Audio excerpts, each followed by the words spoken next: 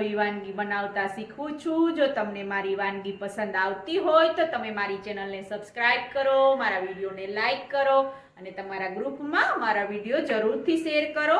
તો આજે આપણે એક નવી ચટણી, એકદમ ચટપટી અને ખૂબ જ ટેસ્ટી એવી ચટણી, ટામેટાની ચટણી બનાવતા શીખીશું। તો ચાલો આજે આપણે બનાવવાનું શરૂ કરીએ ચટપટી ટામેટાની ચટણી। एकदम टेस्टी टामेटानी चटणी बनावा माटेना इंग्रेडिएंट्स आपणे जोई लईए। मैं 3 नंग मीडियम साइजना टामेटा लीधा छे, 1 मोटी चमची तेल, 6 नंग सूका लाल मरचा, 6 लीला मरचा तीखा, 1 वाटकी कोथमीर लीधी छे, दांडली साथे लेवानी छे जेथी आपणी चटણીનો टेस्ट खूब ज मस्त आवे, 1 चमची गोळ, 10 થી 12 कળી लसणनी, 1 चमची नमक, 1 नानी चमची जीरु आखू અને 1 ચમચી મરી પાવડર લીધો છે। તો ચાલો આપણે બનાવવાનું શરૂ કરીએ ટામેટાની ચટણી। એકદમ ટેસ્ટી ટામેટાની ચટણી બનાવવા માટે આપણે પહેલા ટામેટાના ટુકડા કરી લેશું મીડિયમ સાઈઝના। તો આવી રીતે ટામેટાનો દાંડલો કાઢી અને પછી ટામેટાના મીડિયમ સાઈઝના ટુકડા કરી લેવાના છે અને પછી આપણે એને સાંતળી અને ચટણી બનાવવાની છે। એટલા માટે ટામેટાના આપણે બધા જ ટામેટાના મીડિયમ સાઈઝના ટુકડા કરી લેશું। આપણા ટામેટાને મેં ટુકડા કરી સમારી લીધા છે। તો હવે આપણે ટામેટાને સાઈડમાં રાખી અને એક ડીશમાં આપણે જે લીલા મરચાં લીધા હતા તેના ટુકડા કરી લેશું। તો લીલા મરચાંના આવી રીતે નાના નાના ટુકડા કરી લેવાના છે। તો આપણે બધા જ મરચાંના આવી રીતે ટુકડા કરી લેવાના છે। તો આપણે બધા મરચાંના ટુકડા કરી લેશું।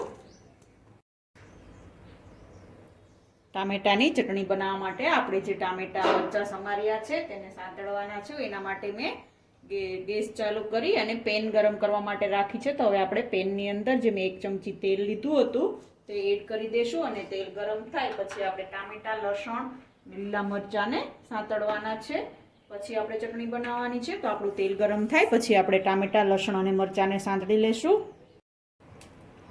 આપણું તેલ ગરમ થઈ ગયું છે।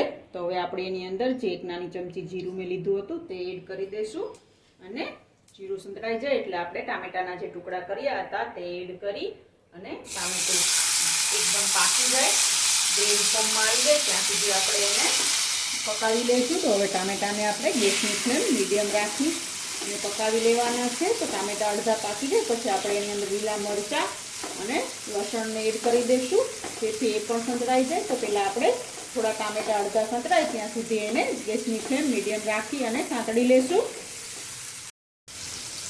આપણા ટામેટા અડધા સંતળાઈ ગયા છે। તો આપણે જે લીલા મરચાં કટ કરીને રાખ્યા હતા તે પણ એની અંદર એડ કરી અને એને પણ ટામેટાની જોડે સાંતળવા માટે રાખી દઈએ અને 10 થી 12 કળી જે લસણ છે તે પણ એડ કરીએ અને સાંતળી લઈએ।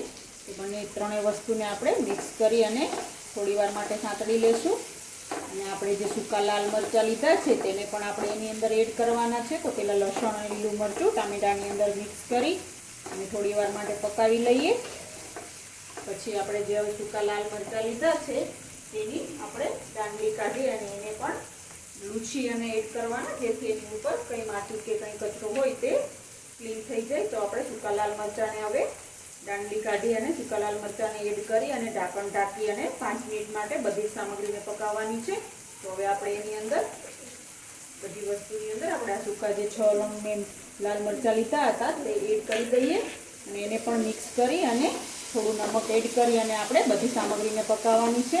તો હવે આપણે એની અંદર અડધી ચમચી નમક એડ કરીશું અને અડધું આપણે ક્રશ કરીએ ત્યારે એડ કરવાનું છે।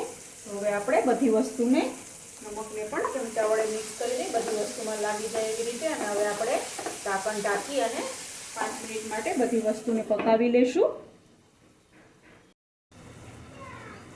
5 મિનિટ થઈ ગઈ છે। તો હવે આપણે ઢાંકણ ખોલી અને ચેક કરી લઈશું। જો આપણું ટામેટું પાકી ગયું હોય તો હવે આપણે આપણી જે બધી વસ્તુ છે એ ઠંડી થાય પછી આપણે એને ક્રશ કરવાની છે।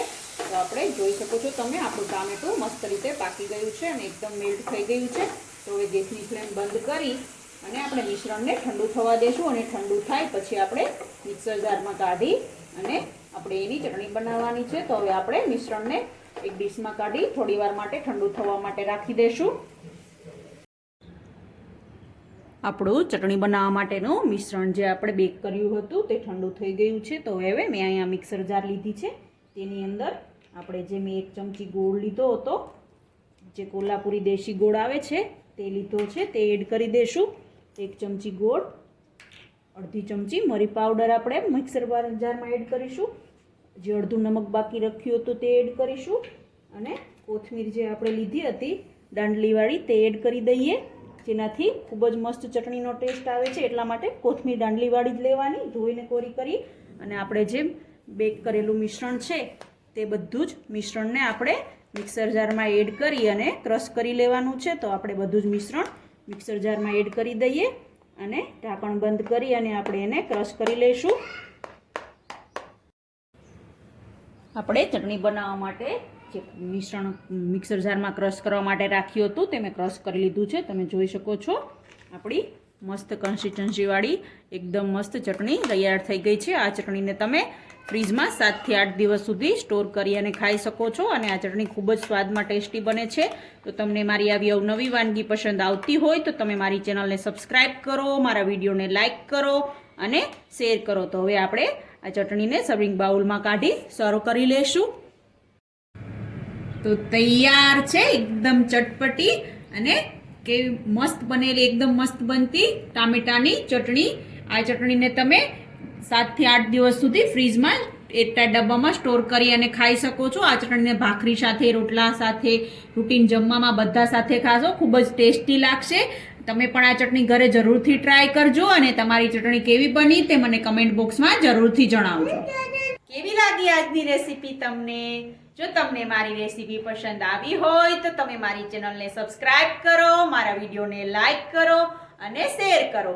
તો રોજ આવી અવનવી વાનગી જોવા માટે જોતા રહો રંગત, ખાણીપીણીના શોખીન ગુજરાતીઓની. Thanks for watching.